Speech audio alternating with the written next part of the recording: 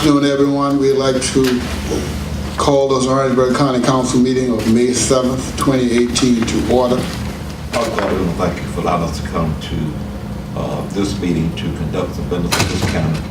Father, we ask and pray that decision that we make be in the best interest of the people that we serve.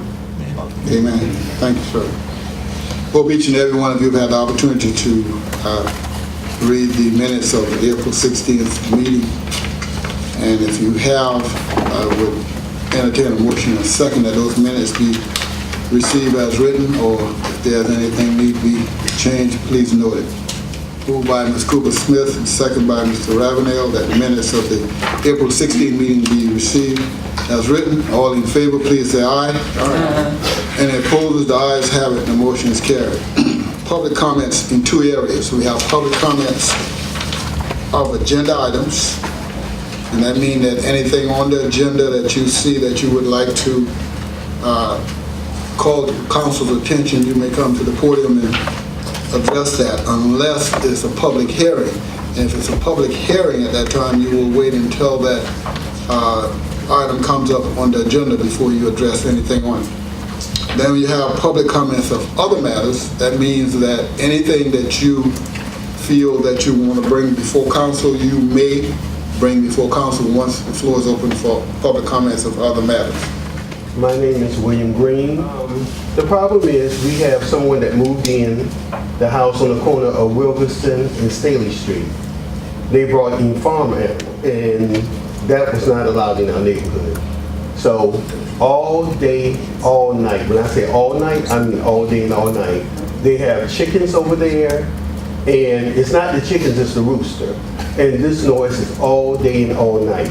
We have a lot of elderly people in our neighborhood that's on medication, people that's in and out of the hospital, and it's not fair to our neighborhood because we didn't buy a home in the neighborhood to have farm animals around us like that. We talked to animal control. They say there's nothing they can do about it because they can say it's their pet, but it should be something under noise ordinance that should be able to be done about that. Have they all spoke to Mr. Owens? I think my mother has spoken to him about it, but we spoke with animal control. Like, I will, Mr. Administrator, do we, and Madam Attorney, is there, we just need to just kind of find out what's going on with that. Let me check into that. We'll have somebody, let's leave the information with him before you leave, and let's look into it. I don't want to give you some answer that I can't back up, so okay. We will check into that. I understand your dilemma. Thank you, sir. Okay. We appreciate it. We will close the comment portion of our agenda, and we will go into our regular agenda. The first item on the agenda is a presentation from the Orangeburg County Litter Control. At our last county council meeting, I told you we would give you a report from the Orangeburg County-wide cleanup at this county council meeting, and this is what this presentation is about. Marie Cantor, who is the director of the Orangeburg County Litter Control, has certificates to present to those people who participated in the county-wide cleanup for that particular week. And those who are not here, who have not received their certificates, Marie will mail those certificates to you. We really appreciate what you've done in trying to keep Orangeburg County beautiful, and we hope that you will continue and that others will be added to the list. We had 46 teams. Total during the cleanup week, 23,670 pounds. The litter control, Marie and her group picked up 30,000 pounds of litter. The total litter count for the month of April was 53,670 pounds. And also, we appreciate everything that was done by the participants in the litter cleanup, and let's continue to keep Orangeburg County beautiful. Thank you, Marie, for everything you do. Thank you very much, Ms. Cooper Smith, for your efforts and for highlighting, recognizing those folks that have done such an excellent job in trying to make a difference in our county when it comes to litter. Item number 2 is a presentation by Dr. William Bill Marlar, Executive Director of the Lower Savannah Council of Governors. Thank you, Mr. Chairman and board members. Thank you for having me this evening and giving me a few minutes of your time. I just wanted to catch you up on what the Lower Savannah Council of Government has been doing here in Orangeburg, especially over the first 9 months of this year, taking care of some different things from the fiscal year 17-18.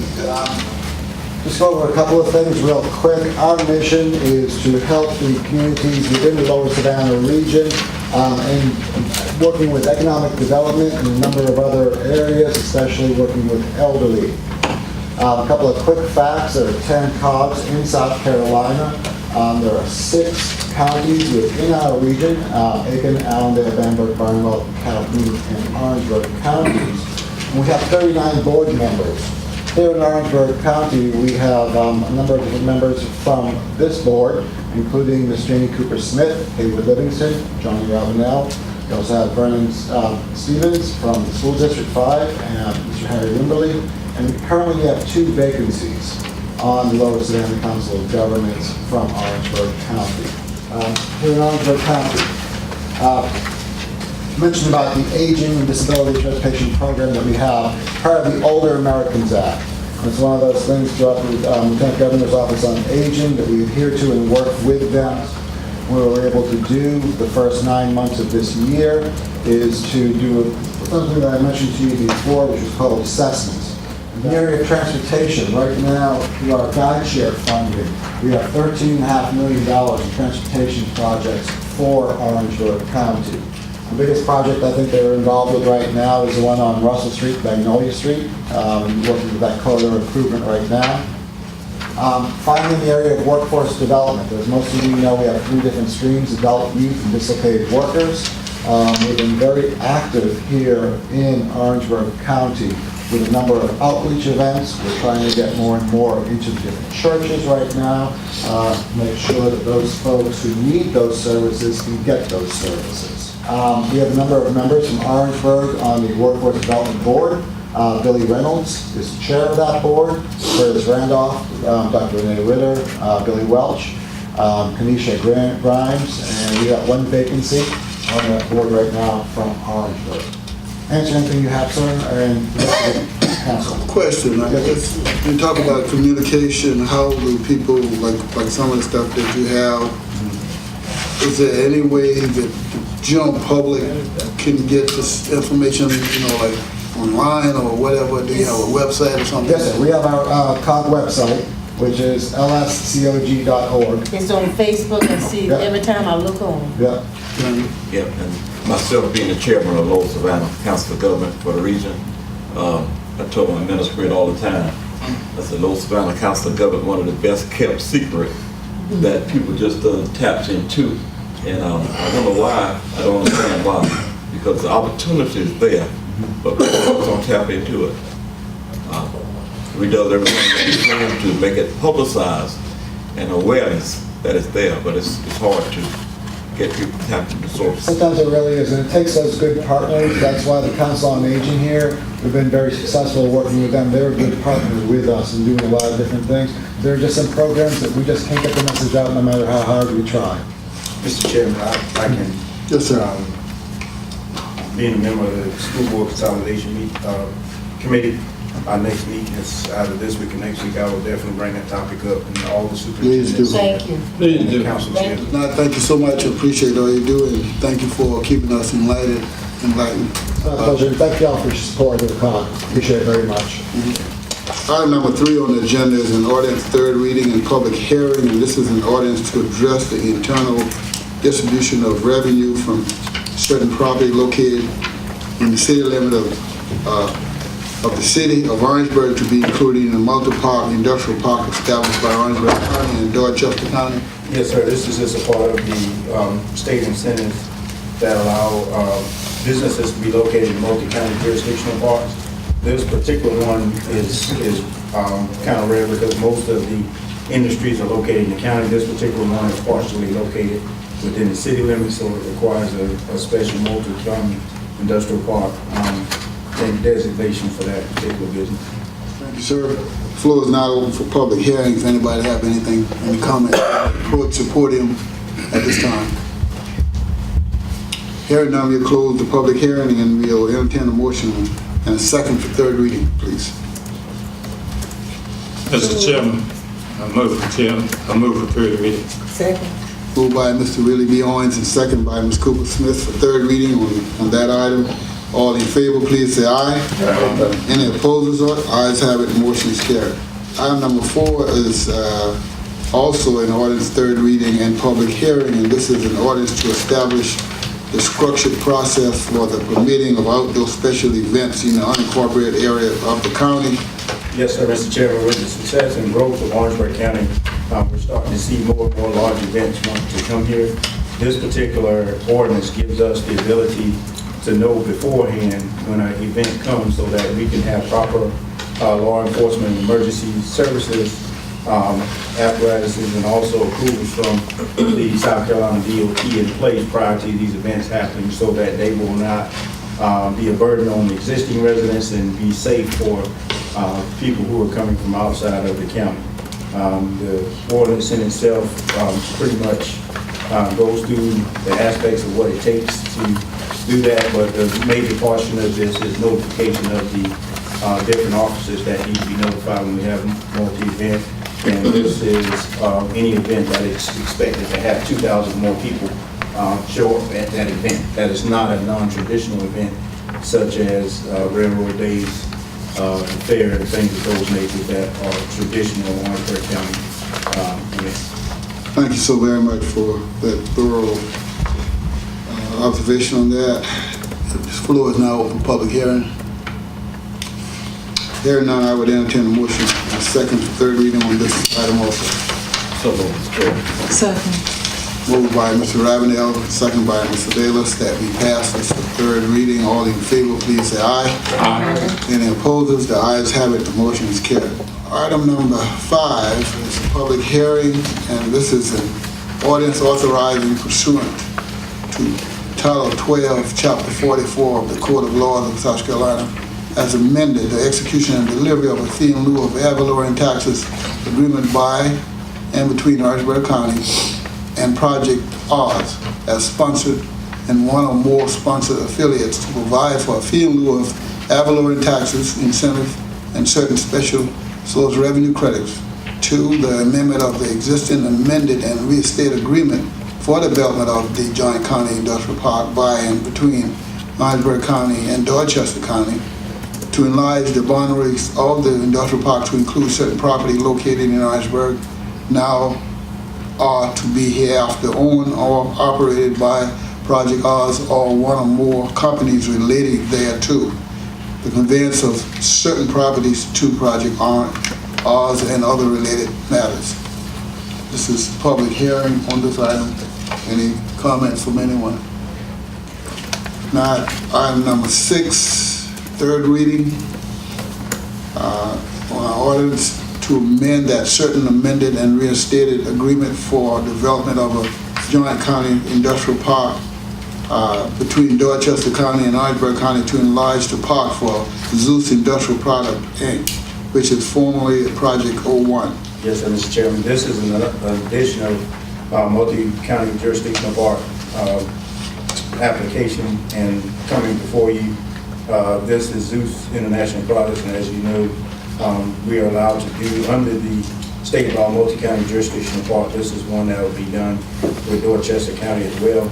If you have any additional questions, I yield to the Economic Development Director. Hearing none, could I get a motion and a second for third reading?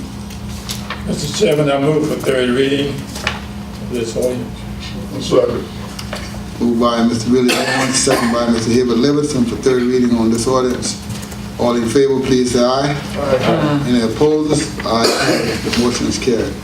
Item number 7 is also a third reading ordinance, and this is an ordinance of the Orangeburg County Council amending the zoning map of the unincorporated Orangeburg County to change the zoning designation for the real property described as tax map number 0082-00-01-024 from the Forest Agriculture District to Rural Community District and providing for severability and an effective date. Yes, sir, Mr. Chairman. The Planning Commission met on March 14, 2018. This is a request from Ms. Brenda Evans and Dennis Evans to rezone the property at 2972 Slab Landing Road. This is in Council District 3. Their request was to go from forest and agriculture to rural community. The owners bought and renovated the house to run as a boarding home. At the time, zoning does not allow that. Next door neighbors came to the meeting to speak against, citing certain concerns that the Planning Commission had already approved additional facilities like that in that same district. The Planning Commission voted 3-2, recommending approval. It should be noted that similar uses such as the substance abuse facility, adult and child daycare services are already permitted in that district. It's been put before you for approval as council. You've heard the explanation. Could I get a motion and a second for third reading? So move on third reading. Second, Mr. Chairman. Moved by Mr. Harry Wembley and second by Mr. Willie B. Owens for third reading. All in favor, please say aye. Aye. Any opposers? The ayes have it. Item 8 is an ordinance in third reading also, and this is also an ordinance to the County Council of Orangeburg amending the zoning map of the unincorporated Orangeburg County to change the zoning designation for the real property described as tax map number 0140-00-05-009 from residential single family to district rural community. Mr. Chairman, the Planning Commission met also on March 14, 2018. This was a request from Dina Atkinson to rezone the property at 861 Cooks Court in Council District 6 from residential single family to rural community. The owner wanted to put a mobile home at this location. This area is predominantly mobile home already. Staff recognized that this area in the next rezoning should be looked at for an ordinance update. There was no opposition to the request, and the commission voted to recommend approval unanimously. Can I get a motion and a second for third reading on this one?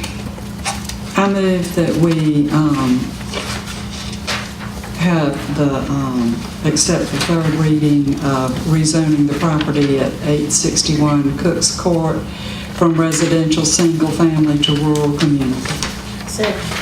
Moved by Mr. Bayless and second by Ms. Cooper Smith that we pass this ordinance in third reading as explained. All in favor, please say aye. Aye. Any opposers? The ayes have it. The motion is carried.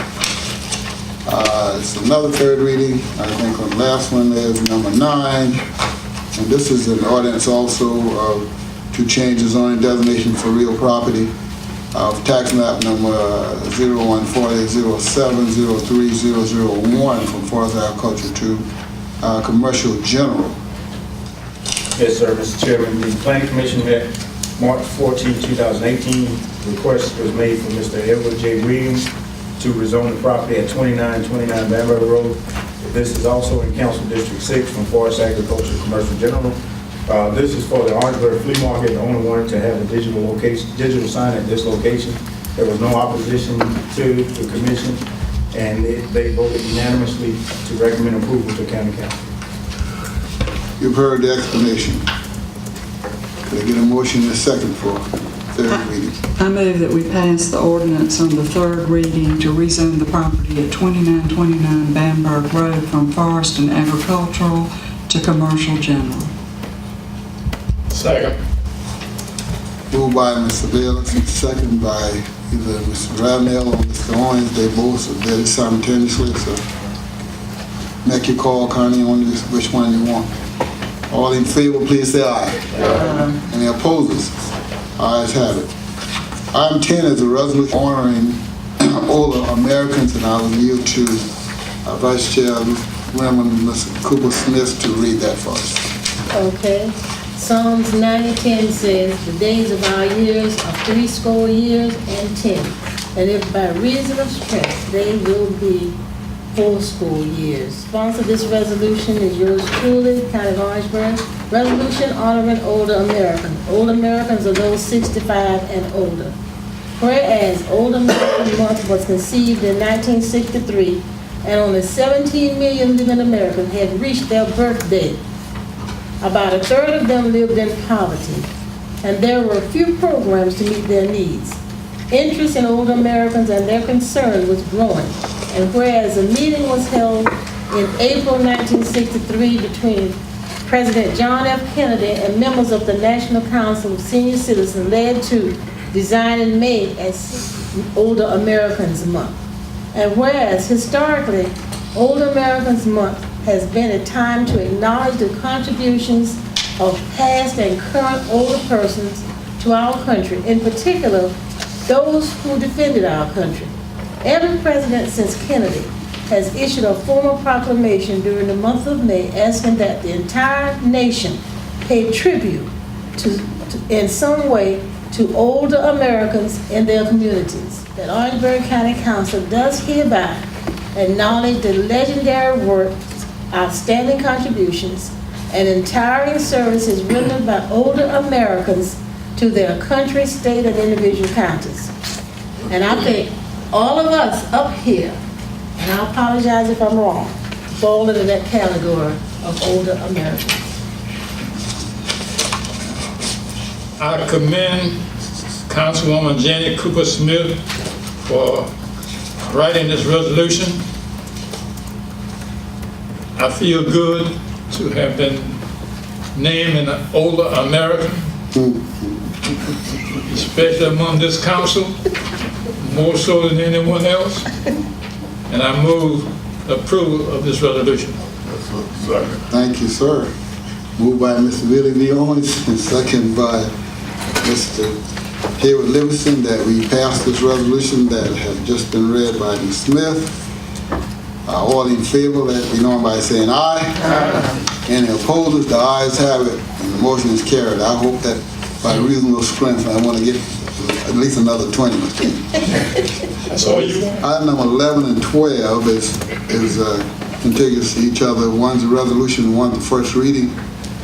So it's a resolution by the Planning Commission to consider a request from Marion S. Edgman Jr. to rezone the property located at 114 to that Amadeus Drive in Cordova to which is tax map number 17-01-011 from residential general district to rural community district for the purpose of a single-wide mobile home.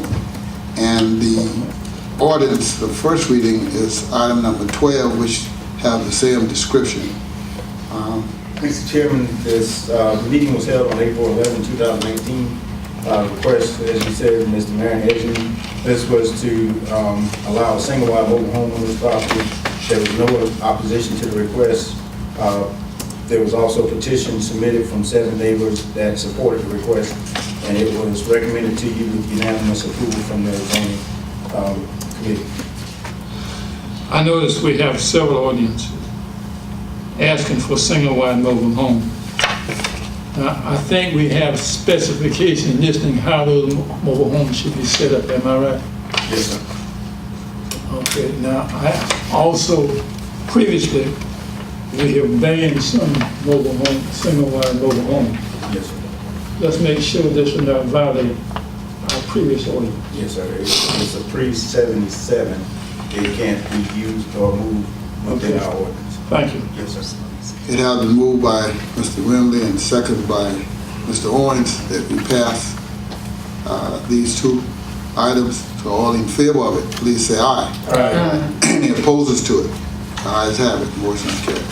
Number 13 and 14 is similar, just different people. It's a resolution and ordinance, first reading, and this one is a resolution by the Planning Commission to consider a request from Mr. Ara Patel to rezone the property located at 6204 Charleston Highway in Beaumont, South Carolina. Tax map number 0246-14-03-001 from Forest Agriculture District to Commercial General District for the purpose of a laundromat. And item 14 really is the same description except it is first reading on that ordinance. Yes, sir, Mr. Chairman. Planning Commission met on April 11, 2018. The request, as you said, was made from Ron Patel to rezone the property at 6204 Charleston Highway in Bowman, which is the old gas station right as you come into Bowman, from Forest and Agriculture to Commercial General. The property was a convenience store in the past, but the owner wishes to add a laundromat, which is not permitted in that district, therefore it needed zoning approval. There was no opposition to the request, and the zoning commission and the planning commission voted unanimously to recommend approval. Moved by Mr. Ravenel, second by Mr. Livingston. I think first that we pass both of these. All in favor, please say aye. Item 15 is a resolution by the Planning Commission to consider a request from Helen Fritz to rezone the property located at 2190 Stroman Street, Edisto Drive, map number 0152-17-07-019 from residential general district to rural community district for the purpose of a single-wide mobile home. And also, the bottom of it is the same as the previous two that we just went through. Mr. Chairman, the planning commission met April 11, 2018. This is a request from Ms. Helen Frazier to the zone property at 2190 Stroman Street. This is in council district, says 3, but I think it's pretty sure it's 6. And residential general to RC to allow single-wide mobile home on the property. There was no opposition to the request, and the planning commission voted unanimously to approve. I move that we accept the resolution and the ordinance first reading to rezone the property at 2190 Stroman Street. Thank you. Ms. Savelis has made the motion and Mr. Willie Bjorn seconded it. All in favor of it, please say aye. Aye. Any opposers to it? The ayes have it. The motion is carried. Item 17 is procurement. Item A is inmate telephone service for Orangeburg County Detention Center. We'll take each one of these separately since they're different items. Yes, sir. Mr. Chairman. This is a request for proposal FY 180411, Orangeburg County Detention Center inmate telephone provider.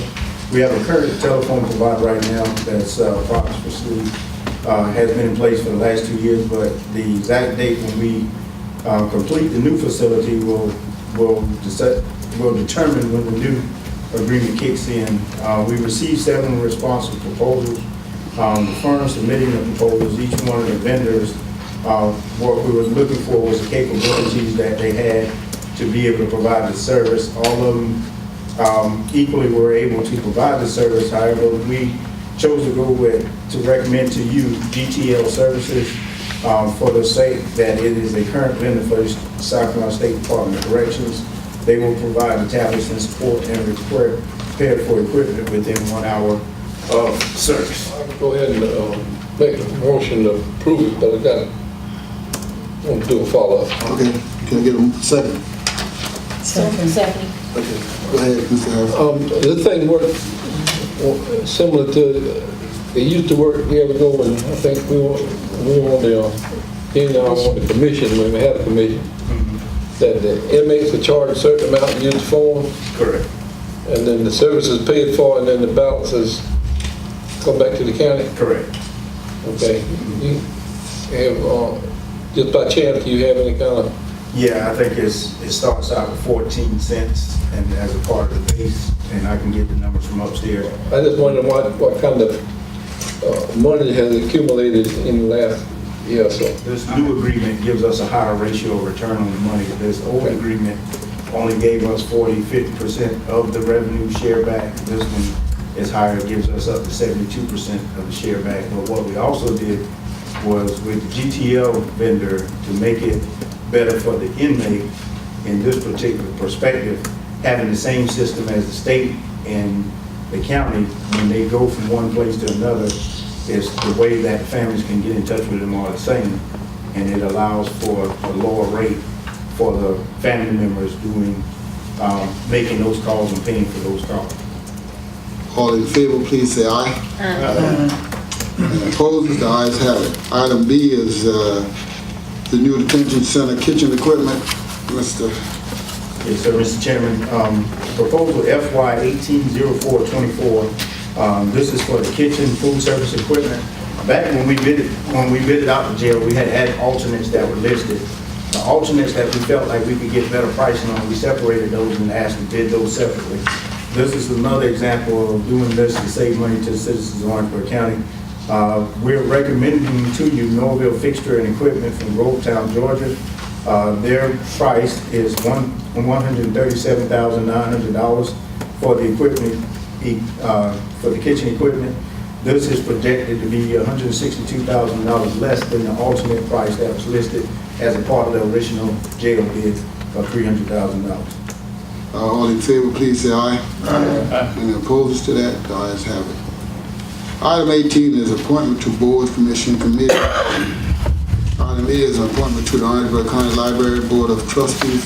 To accept my appointee, Mary L. Smalls. She is a retired librarian from state. She worked all of her work life as a librarian, so she's very familiar.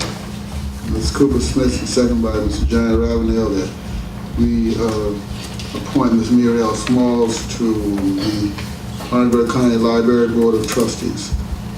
All in favor, please say aye. Aye. Any opposed? The ayes have it. Item B is appointment to the Lower Savannah Council of Mr. Chairman, I have an appointment to the library board. Yes, sir. Go for it. I'm recommending we appoint Ometha Padre Jones to that board. Matthew. P. Owens. Okay, moved by Mr. Willie B. Owens and second by Mr. Hubert Livingston that we appoint Mr. Pimento P. Owens to the library board. All in favor, please say aye. Aye. Any opposers? The ayes have it.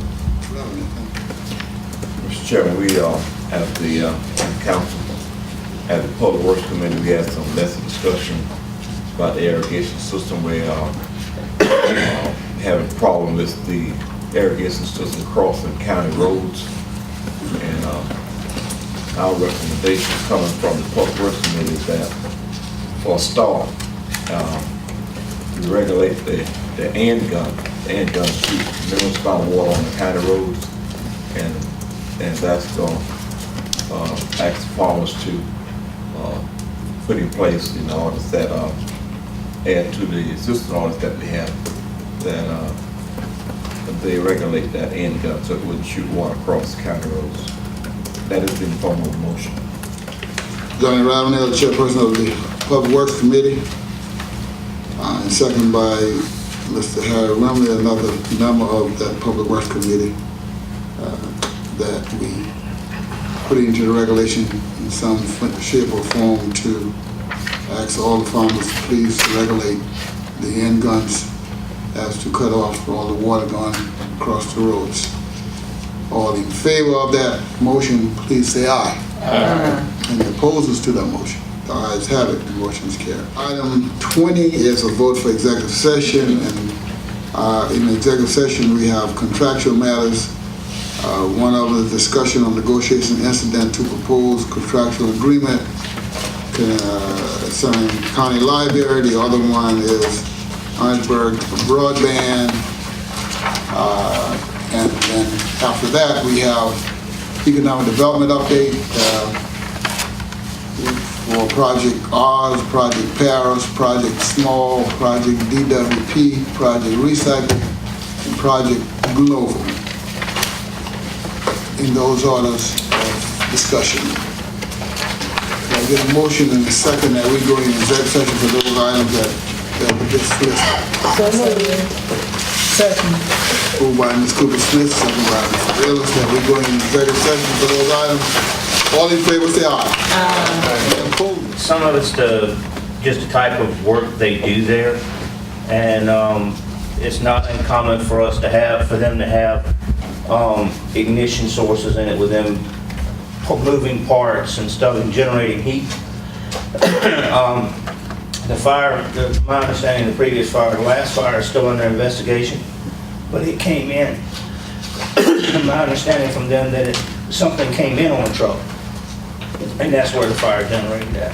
But all that's still under investigation. So some of this stuff coming in, some of it in the past has been components overheating and generating, much like you would have in industrial. They have a lot of dust, which is... What about their safety program?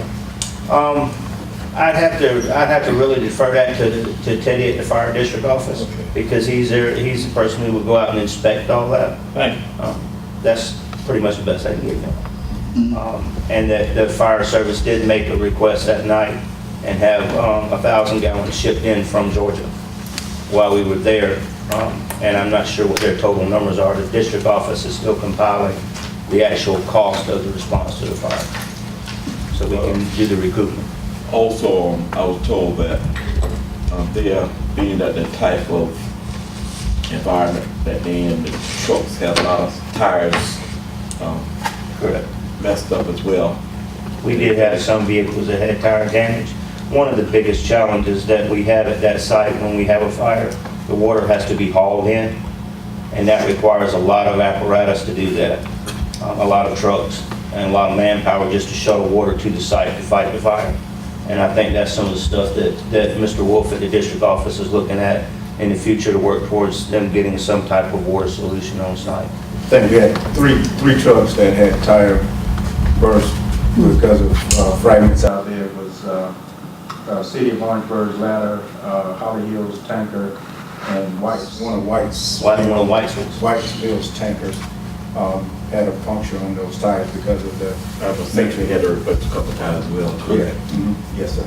You think, I'm sorry, Mr. Chip, Yes, sir, go ahead. You think, John? it's like a clean environment or just Well, one it's- of those things that happen? It's a metal recycling facility, so you're gonna have no fragments all over the place. Yep.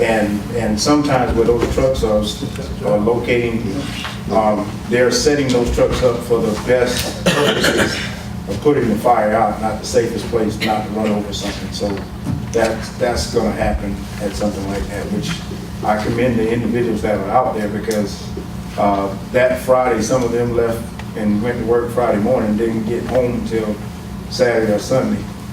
We had multiple companies from Lexington, Berkeley, Dorchester, Orangeburg City, and every other town you could be. I was out there with them for the majority of the second day, and I probably saw every type of fire truck you ever thought you could see, and it just shows you the commitment that our volunteer firefighters and our law enforcement, because they had to man checkpoints, they stepped up and did what they had to do, which is frustrating on a day like that. That was a beautiful day.